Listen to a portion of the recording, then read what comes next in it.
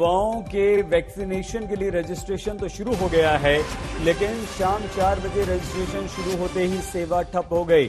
भारी ट्रैफिक की वजह से सर्वर क्रैश कर गया और 1 मई को वैक्सीनेशन का काम शुरू होना है, लेकिन जैसे ही आज रजिस्ट्रेशन शुरू हुआ वैसे ही सर्वर क्रैश कर गया, क्योंकि 18 साल से ज्यादा उम्र के लोगों को वैक्सीन लगनी थी और उसके लिए रजिस्ट्रेशन करवाना था।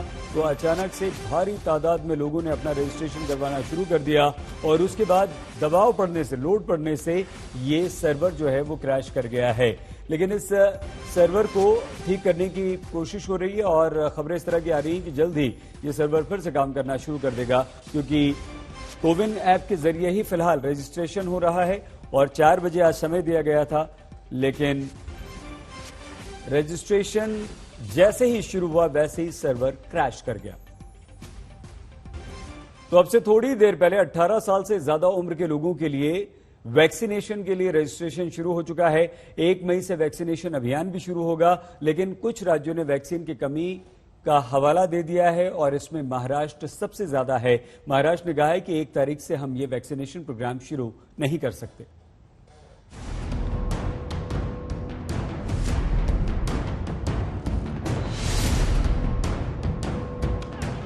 बड़ी उम्मीद लेकर लोग वैक्सीन लगवाने मुंबई के बांद्रा कुर्ला कॉम्प्लेक्स पहुंचे थे।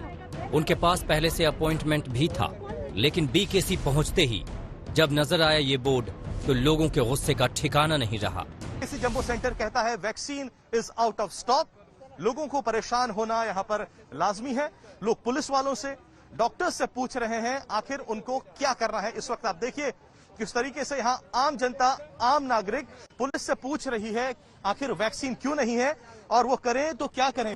7 हिल्स में जाके आए हैं, सब कहीं पे भी स्टॉक नहीं है। 7 हिल्स में भी नहीं था। रजिस्ट्रेशन सायन हॉस्पिटल में था, अभी हम वहाँ गए, वो बोलते नहीं है। हमने बोला बीकेसी में पहला डोज लिया, वहाँ जाएं, क्या बोले हाँ वहाँ स्टॉक है। तो हम टैक्सी करके आए अभी यहाँ पर, और अभी यहाँ बोल रहे नहीं, आप नंबर लेके जाइए। मुंबई से ये तस्वीर ऐसे दिन में आई है जिस दिन टीकाकरण के लिए 18 साल से ज्यादा उम्र के लोगों का रजिस्ट्रेशन शुरू हो रहा है। जी हां, आज शाम 4 बजे से 18 साल से ज्यादा के लोग वैक्सीनेशन के लिए अपना रजिस्ट्रेशन करवा सकेंगे। 1 मई से इस आयु वर्ग के लोगों का टीकाकरण शुरू हो जाएगा। सवाल उठता है कि जब 45 साल से ज्यादा उम्र के लोगों के वैक्सीनेशन में इतनी मारामारी मच रही है, तो फिर 1 मई से जब टीके के लिए योग्य लोगों का दायरा बढ़ जाएगा तो क्या स्थिति होगी? क्या राज्य इसके लिए तैयार हैं? ये बयान सुनकर आपको इस सवाल का जवाब मिल जाएगा। 7 करोड़ डोजेज की जरूरत पड़ेगी स्टेट को। तो सीरम इंस्टीट्यूट से हमारे अधिकारियों ने बात की, तो उन लोगों ने कहा कि साहब हमने 3 करोड़ 75 लाख डोज बुक की है। तो जवाब ये मिला था कि भाई 15 मई तक तो हम जो हमारे पास भारत सरकार से पहले से ऑर्डर मिले हुए हैं उनकी आपूर्ति नहीं कर पाएंगे, तो आपको कहां से देंगे। कई राज्यों के मंत्रियों के बयान से संकेत मिल रहा है कि 18 साल से ज्यादा उम्र के लोगों को वैक्सीन देने में वो खुद को असमर्थ पा रहे हैं। महाराष्ट्र के स्वास्थ्य मंत्री राजेश टोपे के मुताबिक राज्य को 12 करोड़ वैक्सीन डोज की जरूरत है। महाराष्ट्र सरकार ने इसके लिए 7,500 करोड़ खर्च करने वाली है, लेकिन किसी भी वैक्सीन कंपनी ने उनकी चिट्ठी का जवाब नहीं दिया है। हमें 12 करोड़ वैक्सीन चाहिए। इसमें हमारा जो एज ग्रुप है, वो एज की जो संख्या है वो 5 करोड़ 71 लाख, इतनी संख्या इसमें आती है। और अगर हर एक को 2 डोज दिया जाए तो 12 करोड़ लोगों को 12 करोड़ डोसेज हमारे को चाहिए। तो उसके लिए क्या शेड्यूल आपका रहेगा और क्या प्राइस रहेगी, यह चिट्ठी हमने हमारी सरकार की तरफ से लिखी है। उसका और कोई जवाब ये दोनों कंपनी से आया नहीं है। उधर कर्नाटक के डिप्टी सीएम अश्वत्थ नारायण का कहना है कि राज्य सरकार टीकाकरण के लिए तैयार है। 10 दिन पहले ही वैक्सीन का ऑर्डर दिया जा चुका है और जल्द टीका मिल जाना चाहिए। अगर आप 18 से 44 वाले आयु वर्ग में हैं, तो जरा जान लीजिए टीकाकरण की प्रक्रिया। इसके लिए अपना ऑनलाइन रजिस्ट्रेशन कराना अनिवार्य होगा। भीड़ से बचने के लिए ऐसा किया गया है। हालांकि 45 से अधिक आयु के लोगों के पास टीकाकरण केंद्र पर रजिस्ट्रेशन का विकल्प है। रजिस्ट्रेशन कोविन पोर्टल और आरोग्य सेतु ऐप पर होगा। जहां तक कीमतों का सवाल है, तो ज्यादातर राज्य सरकारों ने 18 साल से 45 की उम्र तक के लोगों के लिए भी मुफ्त टीके का ऐलान कर रखा है। इसलिए सरकारी केंद्रों में वैक्सीन मुफ्त में लग जाएगी, लेकिन निजी अस्पतालों में वैक्सीन के लिए खुद खर्च करना होगा। निजी अस्पतालों को सीधे टीका निर्माताओं से वैक्सीन लेनी होगी। प्राइवेट अस्पतालों को कोविशील्ड के टीके 600 रुपए प्रति डोज, जबकि कोवैक्सीन 1200 रुपए प्रति डोज की कीमत पर मिलेगी। राज्य सरकारें भी अब सीधे वैक्सीन कंपनियों से खुराक खरीद सकती हैं। उन्हें कोविशील्ड की एक खुराक 400 रुपए में पड़ेगी, जबकि कोवैक्सीन की एक खुराक 600 रुपए में पड़ेगी। तो वैक्सीनेशन के लिए तैयार हो जाइए, क्योंकि टीका कोरोना से बचाव का सबसे भरोसेमंद तरीके के रूप में सामने आया है। मुंबई से पंकज उपाध्याय के साथ आज तक ब्यूरो। बड़ी आबादी के लिए वैक्सीन का इंतजाम चिंता का सबब है, लेकिन परेशानी अस्पतालों के बेड, ऑक्सीजन, इंजेक्शन को लेकर भी है। आइए हम आपको दिखाते हैं दिल्ली का हाल। दिल्ली में भी अस्पतालों में बेड्स के लिए मारामारी मची है। इसे दूर करने के लिए रामलीला मैदान में 500 बेड के अस्थायी अस्पताल का निर्माण शुरू हो चुका है।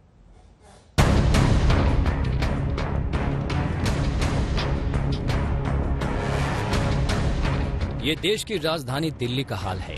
रेमडेसिवियर के लिए अस्पताल के बाहर लाइन लगी हुई है। दवा दुकानदार ने बोर्ड लगा दिया है कि रेमडेसिवियर का स्टॉक खत्म हो चुका है। मेडिसिन नहीं मिल रही है, बिल्कुल परेशान हो रहे हैं। कई लोग तो इसमें ऐसे हैं जो 3 दिन से यहाँ खड़े हुए वेट कर रहे हैं और यहीं सो रहे हैं। स्टॉक अभी आ नहीं रहा माल, ऊपर से नहीं आ रहा माल। आज कह रहा है आज आएगा, लेकिन अभी तक कोई कह रहा नहीं आएगा, अभी तक नहीं आया माल। हम कल भी आए थे, कल भी मॉर्निंग में 4 बजे आ गए थे, शाम को 4:30 बजे यहाँ से गए हैं। आज भी मॉर्निंग में 4:30 बजे आ गए थे, अभी भी वेट कर रहे हैं।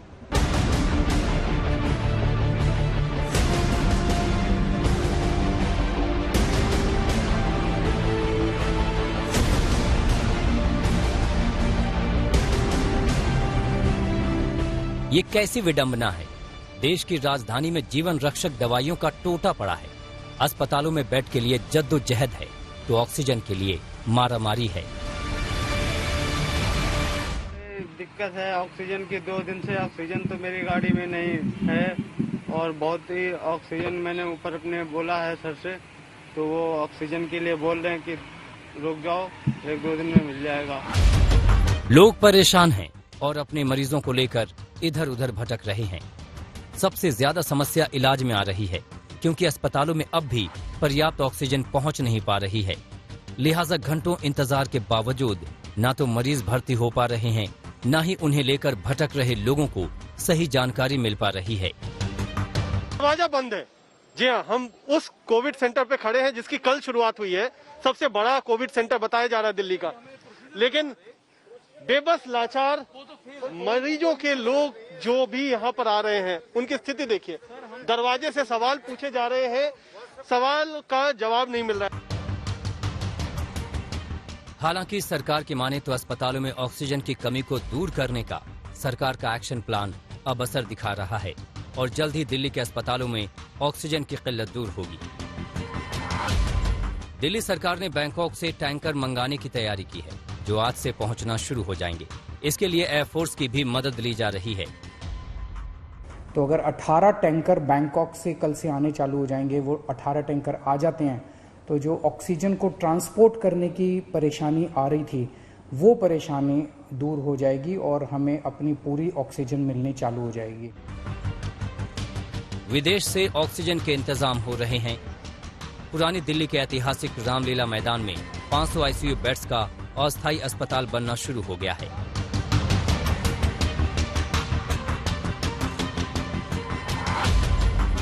पुरानी दिल्ली के ऐतिहासिक रामलीला मैदान में इंतजाम किया जा रहा है 500 आईसीयू बेड्स के अस्थायी अस्पताल का। यहाँ पर जो तैयारियां हैं वो जोर शोर से चल रही हैं।